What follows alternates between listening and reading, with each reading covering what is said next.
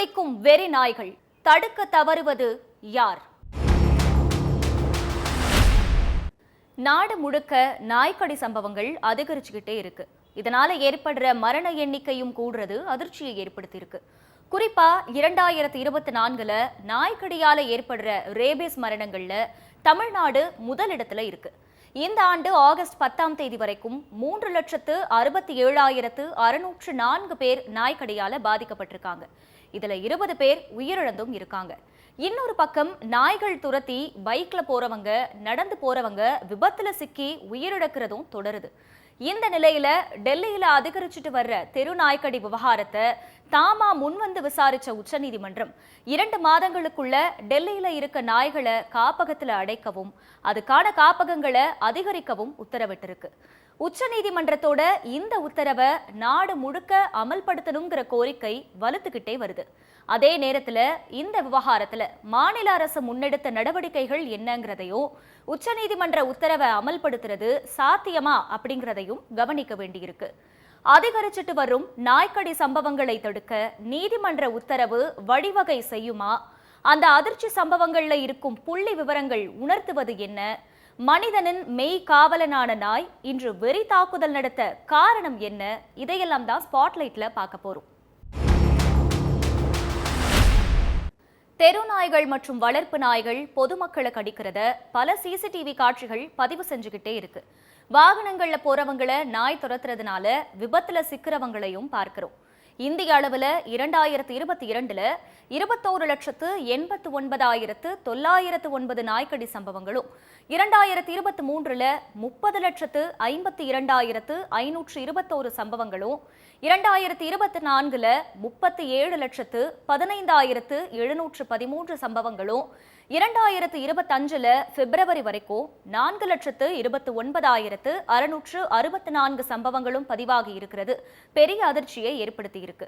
இந்த வருடம் பிப்ரவரி வரைக்குமான இந்த பட்டியல்ல 56,538 சம்பவங்களோட மகாராஷ்டிரா முதலிடத்திலையும் 53,942 சம்பவங்களோட குஜராத் 2வது இடத்திலையும் 48,931 சம்பவங்களோட தமிழ்நாடு 3வது இடத்திலையும் இருக்கு. கூடவே கர்நாடகா, ஒடிஷா ஆகிய மாநிலங்கள் அடுத்தடுத்த இடங்கள்லையும் இருக்கு. இது ஒரு பக்கம் இருக்க, தமிழ்நாடு மாநில சுகாதாரத்துறை தந்திருக்கிற புள்ளி விவரத்தின்படி பார்த்தா 2023 நாய்க்கடியால 4,41,084 பேர் பாதிக்கப்பட்ட நிலையில 18 பேர் உயிரிழந்திருக்கிறதா சொல்லப்பட்டிருக்கு. அந்த எண்ணிக்கை 2024 4,80,483 உயர்ந்து உயிரிழப்புகளும் 43 அதிகரிச்சிருக்கு. அதே மாதிரி இந்த வருஷம் ஆகஸ்ட் 10 வரைக்கும் 3,67,064 பேர் நாய்க்கடிக்கு உள்ளான நிலையில 20 பேர் ரேபிஸ் நோயால இறந்திருக்காங்க.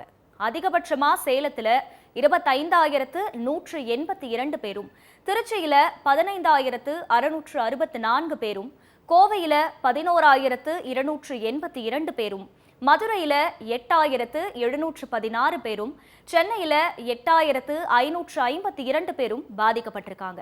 சென்னையில போன வருஷம் கிட்டத்தட்ட 14,000 பேர் வெறிநாய்க்கடியால பாதிக்கப்பட்டிருக்கிறது குறிப்பிடத்தக்கது. நாடு முழுவதும் பொதுமக்கள் தினம்தோறும் சந்திக்கிற பெரும் சிக்கலான நாய்க்கடி விவகாரத்தை தாமாக முன்வந்து விசாரிச்ச உச்சநீதிமன்றம் நாடு முழுவதும் 8 வாரங்களுக்குள்ள தெருநாய்களை கட்டுப்படுத்த நடவடிக்கை எடுக்கணும்னு உத்தரவிட்ட நிலையில தமிழ்நாடு அரசு சார்பில் நடத்தப்பட்ட ஆலோசனை கூட்டத்தில் தெருநாய்களை உள்ளாட்சி அமைப்புகள் மூலம் கட்டுப்படுத்தவும் நாய்களோட இனப்பெருக்கத்தை தடுக்கிற நடவடிக்கைகளை மாநில அளவில் மேற்கொள்ளவும் கால்நடைத்துறை செயலாளர் தலைமையில் 20 பேர் கொண்ட குழு அமைக்கப்பட்டிருக்கு. கூடவே நோய்வாய்ப்பட்ட நாய்களை கருணை கொலை செய்ய அனுமதிச்ச அரசாணையை பற்றியும் தகவல் வெளியாகி இருக்கு. தமிழ்நாட்டில் 4.5 லட்சம் தெருநாய்கள், 4.5 லட்சம் வளர்ப்பு நாய்கள்னு மொத்தம் 9 லட்சம் நாய்கள் இருக்கிறதா தமிழ்நாடு கால்நடைத்துறை தெரிவிச்சிருக்காங்க. அதே சமயம் 2024 நாய்க்கடியால ஏற்படும் ரேபிஸ் நோயால உயிரிழந்தவங்க எண்ணிக்கையில தமிழ்நாடு முதலிடம் வகிச்சது பெரும் கவலைக்குரியதா பார்த்த நிலையில அதை தடுக்கிற பணிகள்ல தமிழ்நாடு அரசு தீவிரம் காட்டிட்டு வருது. உச்சநீதிமன்றத்தோட உத்தரவின்படி தமிழ்நாடு அரசு முன்னெடுக்க போற நடவடிக்கைகள் பத்தி உச்சநீதிமன்றத்துல விரிவான அறிக்கை தாக்கல் செய்ய போறதாவும் தெரிவிச்சிருக்காங்க. தெருநாய்களை பிடிச்சு ஊசி போட்டு அதே இடத்துல விடணும்னு ஏற்கனவே உச்சநீதிமன்றத்தோட தீர்ப்பு இருக்கிற நிலையில இப்போ நாய்களை அடைக்கணும்னோ அதுக்கான காப்பகங்களை அதிகரிக்கணும்னோ நீதிமன்றம் உத்தரவு போட்டதோட நாய்களை பிடிக்க எதிர்ப்பு தெரிவிக்கிறவங்க மேல நடவடிக்கை எடுக்கப்படும்னு தெரிவிச்சிருக்கு.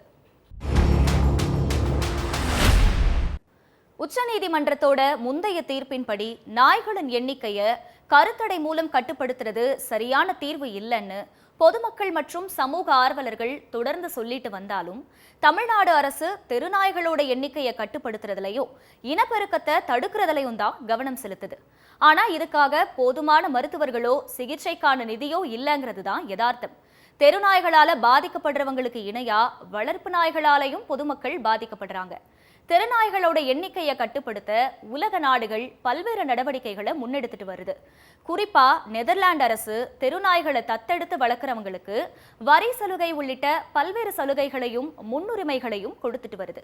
அதே சமயம் மனிதர்களோட பரிணாம வளர்ச்சியில ஒரு அங்கமா திகழ்ந்து மனிதர்களோட நண்பன் மெய்காவலன்னு காலம் காலமா இருந்துட்டு வர நாய்களுக்கு சமீப காலங்களா அதிக அளவுல வெறி பிடிக்கிறதுக்கோ மக்களை தாக்குறதுக்கோ என்ன காரணம்னோ கண்டறிய வேண்டியது அவசியமா இருக்கு.